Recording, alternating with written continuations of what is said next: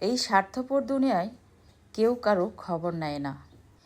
আপনি আপনার আপন মানুষ, আপনার ভাই বন্ধু সবাইকে সুখের সময়টায় কাছে পাবেন। কষ্টের সময় কাউকেই খুঁজে পাওয়া যাবে না।